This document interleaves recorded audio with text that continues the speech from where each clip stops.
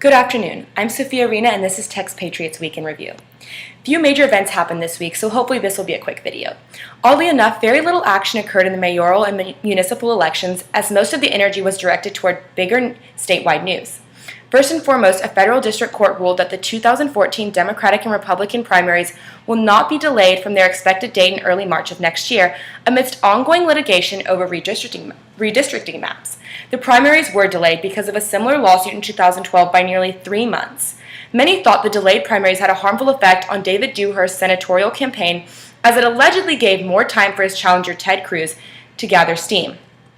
A division of the Federal Department of Education also ruled against the state of Texas this week in denying waivers to this state's standardized testing requirements under the No Child Left Behind Act. Under legislation passed nearly unanimously by both houses of the state legislature this week, overachieving students would be opted out of certain standardized tests during their 4th, 6th, and 7th grade years.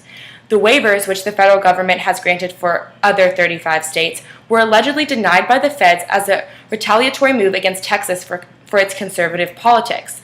State Representative Mike Valerial, a Democrat from San Antonio, announced this week that he would not run for any statewide position next year, putting another nail in the coffin for Democrats' 2014 chances.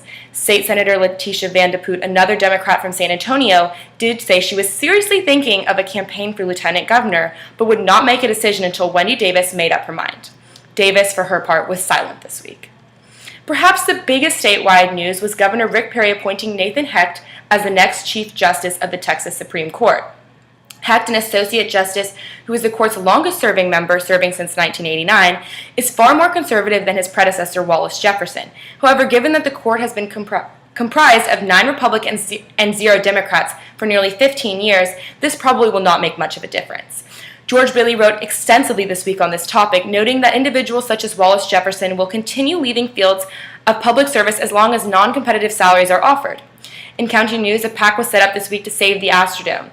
The antiquated sports stadium will present a question on the ballot this November asking voters to approve a bond measure and likely property tax increase to convert the dome into a conference center.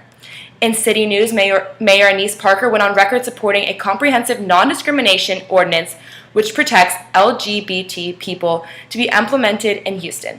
Last week, San Antonio implemented a similar measure meant to stop discrimination in employment and public housing. In Houston, the effort will most likely be coupled with a city charter amendment that would provide domestic partnership benefits to city employees' partners. The measure would likely not be brought up until next year, though. Finally, mayoral candidate Ben Hall made headway this week in establishing an issue for himself: crime. Hall cited statistics and studies which showed despite having lowered crime overall, Houston still has an awful problem with burglaries and theft. However, this is where Hall's momentum stopped.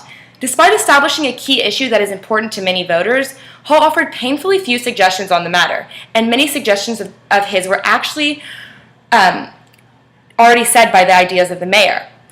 Texpatriate has been receiving a plethora of interview responses this week, and we look forward to receiving many more and offering up endorsements in these races.